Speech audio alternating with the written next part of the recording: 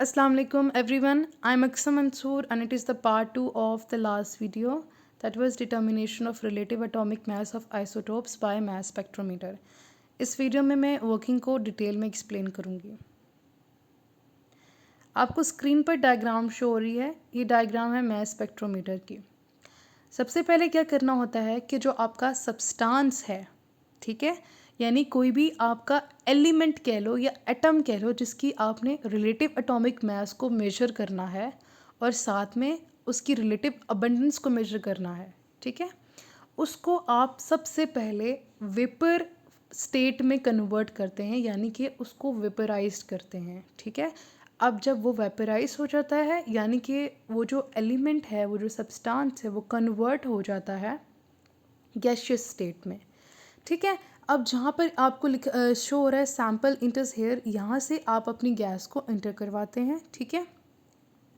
Next जो point है, आपको एक रेड सा पॉइंट दिख रहा होगा। ये बेसिकली ये चीज़ें क्या हैं, ये कैथोड है और नीचे आपको जो येलो सा दिख रहा है वो एनोड है। अब हमें ये बात बहुत अच्छे से पता है कि कैथोड इलेक्ट्रॉन्स कैथोड में से इलेक्ट्रॉन्स जो हैं वो निकलते हैं, ठीक है, और यहाँ पर किधर जाके वो गिर रहे हैं, एनोड उसको ट्रैक कर रहा है, एनोड की तरफ बढ़ रहे हैं, ठीक है। तो एक हाई बीम ऑफ इलेक्ट्रॉन्स जो है कैथोड की तरफ से रिलीज़ हो रही है और कहाँ जा रही है, नीचे की तरफ, यानी एनोड की तरफ अट्रैक्ट हो रही है, ठीक है। अब हमें यही पता है कि हमने एक सैम्पल को भी इंट्रोड्यूस करवाया है। अब वो जो सैम्पल है बेसिकली वो क्या है, एटम। जब इसमें से पास करते हैं तो वो आयोनाइज्ड हो जाते हैं। आइए देखते हैं कि आयोनाइज कैसे होते हैं। अब आपको वीडियो में शो हो रहा है कि ऊपर से कैथोड की तरफ से एक फास्ट मूविंग इलेक्ट्रॉन्स आ रहे हैं। वो इलेक्ट्रॉन इतनी तेज़ी से आते हैं कि एटम के जो इलेक्ट्रॉन हैं उसको भी अपने साथ खींच कर ले जाते हैं। अब हमें ये बात पता है कि जब एक एटम में से इलेक्ट्रॉन लूज़ होते हैं तो वो पॉजिटिव आयन में कन्वर्ट हो जाता है, यानी कि वो कैटायन बन जाता है, ठीक है। इसी तरह से इसकी आयोनाइजेशन होती है और ये एटम से पॉजिटिव आयंस में कन्वर्ट हो जाता है। अब हमें इतना पता है कि जो हमारा सब्सटेंस था वो पहले वेपराइज्ड भी हो गया है, आयोनाइज्ड भी हो गया है। अब उसने पास करना है परफोरेटेड कैथोड पे से।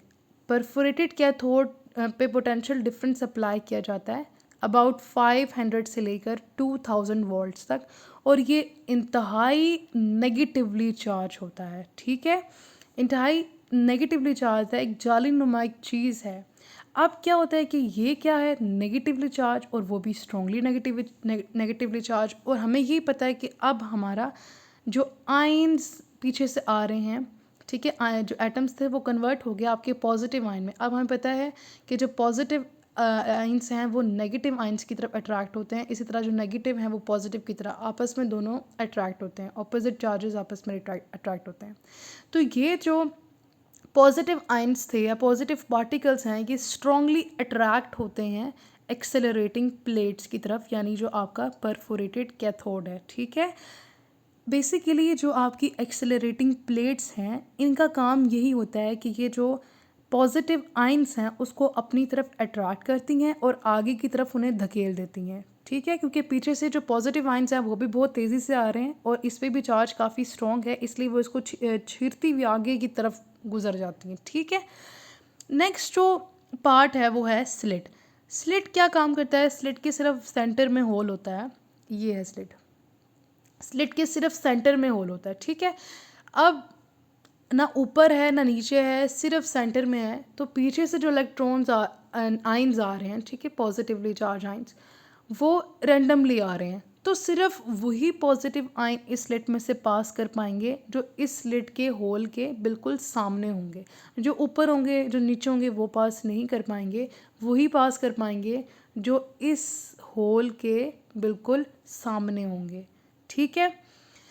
नेक्स्ट क्या है कि इसका काम क्या होता है कि ये जो पॉजिटिव आयंस हैं उसको ये एक सिमत में लेके आता है ताकि हम उसको मेजर आसानी से कर पाएँ। मैं आपको एक मिसाल देती हूँ कि स्टूडेंट्स हैं, अगर आपने उनको पढ़ाना है तो आप उन्हें क्लासरूम में इकट्ठा करते हैं ताकि उनको लेक्चर डिलीवर कर दें। लेकिन अगर वो रैंडमली पूरे स्कूल में फैले हुए हों तो आप लेक्चर डिलीवर नहीं कर पाएंगे, आपके लिए बहुत मुश्किल होगी। इसीलिए इनकी मेजरमेंट के लिए आप इनको एक सीमित में कर देते हैं, ठीक है, ताकि ये एक ही डायरेक्शन में कंटिन्यूस पॉजिटिव पार्टिकल्स की बीम आप बना देते हैं, ठीक है। अब यही जो सिंगल बीम होती है पॉजिटिव आयंस की, वो आगे की तरफ बढ़ती है और मैग्नेटिक फील्ड की तरफ चली जाती है। ये जो आपको दो मैग्नेट शो हो रहे हैं, ये दो मैग्नेट एक दूसरे के परपेंडिकुलर होते हैं। इनका काम ये होता है कि एक तो ये आयंस को सर्कुलर पाथ में मूव करवाते हैं, दूसरा ये काम ये करते हैं कि ये जो पॉजिटिव आयन है उनको सेपरेट करते हैं on the basis of mass to charge values, ठीक है, उसकी बेस पर आयंस की सेपरेशन कराते हैं, ठीक है। ये जो पीछे मैंने आपको बात की थी परफोरेटेड कैथोड की यानी एक्सेलरेटिंग प्लेट्स की, ये बेसिकली क्या करा रही होती है, आयंस की एक्सेलरेशन करवा रही होती है। तो इसका दूसरा नाम क्या है, इलेक्ट्रिक फील्ड आप कह सकते हैं, ठीक है। तो ये क्या है, ये मैग्नेटिक फील्ड है और पीछे क्या थी, इलेक्ट्रिक फील्ड। अब जो आपके पॉजिटिव आयंस हैं वो क्या करेंगे, एक के बाद एक जाके इलेक्ट्रोमीटर पर गिर जाएंगे। जब इलेक्ट्रोमीटर पर गिर जाएंगे वहाँ पर इलेक्ट्रिक करंट डेवलप होगा। जो इलेक्ट्रिक करंट की स्ट्रेंथ होगी उसको मेजर कर लिया जाएगा और वही मेजरमेंट उस एटम की रिलेटिव अबंडेंस दे देगी, ठीक है। आपको रिलेटिव एटॉमिक मास और रिलेटिव अबंडेंस उस एटम की, उस पर्टिकुलर एलिमेंट की डिटर्मिन हो जाएगी, ठीक है। इसी तरह काफ़ी डिफरेंट आप आइसोटोप्स के इस तरह मेजर कर सकते हैं। डिफरेंट जो एटम्स हैं, डिफरेंट आयंस हैं दूसरे आइसोटोप्स के, उनकी डिफरेंट मासेस को आप डिटर्मिन कर सकते हैं। उनको इलेक्ट्रोमीटर यानी आयन कलेक्टर पर गिरवा कर उनकी स्ट्रेंथ मेजर कर सकते हैं और वो स्ट्रेंथ उस पर्टिकुलर आइसोटोप की रिलेटिव अबंडेंस दे देगी, ठीक है। अब मैं आपको समझाती हूँ कि इसमें कैसे हमें मेजरमेंट मिलती है, ठीक है। अब नेक्स्ट जो है वो इसका मैथमेटिकल एक्सप्लेनेशन है। मैथमेटिकल एक्सप्लेनेशन में देखेंगे हम रिलेशन जो एमई वैल्यूज़ के बीच में है और जो डिफ्लेक्शन हुई है सर्कुलर पाथ पर, आयंस की डिफ्लेक्शन जो हुई है। यहाँ पे आपको एक फार्मूला दिख रहा है, एम जो है ये मास है, ई चार्ज है, एच जो है वो स्ट्रेंथ ऑफ मैग्नेटिक फील्ड है, ई जो है वो स्ट्रेंथ ऑफ इलेक्ट्रिक फील्ड है और आर है रेडियस ऑफ सर्कुलर पाथ। अब मैं आपको एक्सप्लेन करती हूँ कि ये मास टू चार्ज रेशो है क्या।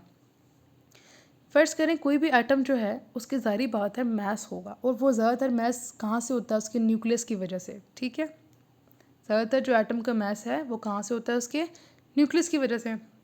अब उस पर एक चार्ज भी है क्योंकि हमने बताया कि जो आपके एलिमेंट हैं, जो एटम हैं, वो आयोनाइज हुए हैं।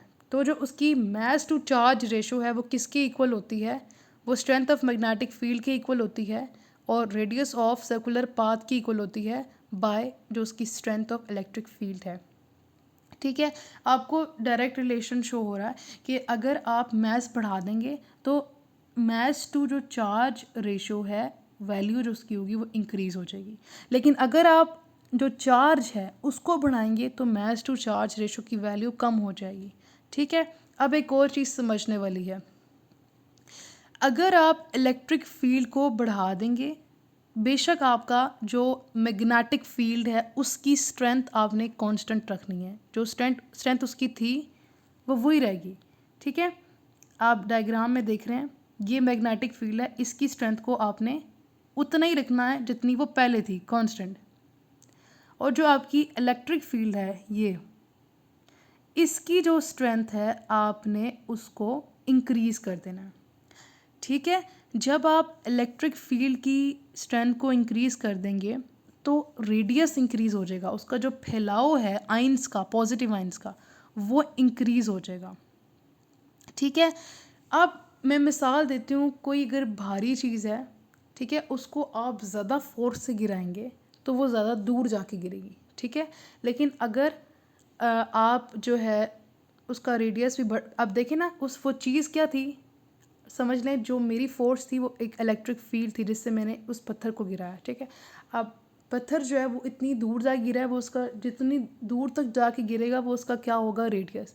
तो जितनी ज़्यादा मेरी स्ट्रेंथ होगी उतनी ज़्यादा दूर जाके ही वो पत्थर गिरेगा। इसी तरह, बिल्कुल इसी तरह इलेक्ट्रिक फील्ड की स्ट्रेंथ अगर बहुत ज़्यादा होगी, हम इंक्रीज़ कर देंगे, तो उस पॉजिटिव आयन का जो रेडियस है वो भी इंक्रीज़ हो जाएगा। इसके अलावा हम ये भी कर सकते हैं कि हम या तो मैग्नेटिक फील्ड को चेंज कर दें, तो भी आपका जो आयन्स हैं उसके रेडियस पर अफेक्ट पड़ता है। जितनी कम आपकी मास टू चार्ज होगी आइसोटोप्स की, उतनी ही कम जो है रेडियस होगा उसका, ठीक है, जो आप मैग्नेटिक फील्ड की वजह से प्रोड्यूस होगा। अब ज़ाहिर बात है जो रेडियस है वो तो प्रोड्यूस मैग्नेटिक फील्ड पर ही हो रहा है ना, वही उसको सर्कुलर पाथ दे रही है, और उसी की वजह से जाके जो आपके पॉजिटिव आयन्स हैं वो इलेक्ट्रोमीटर पे गिरते हैं, जहाँ से आप करंट को मेजर करके उसकी रिलेटिव अबंडेंस को मालूम कर पाते हैं, ठीक है।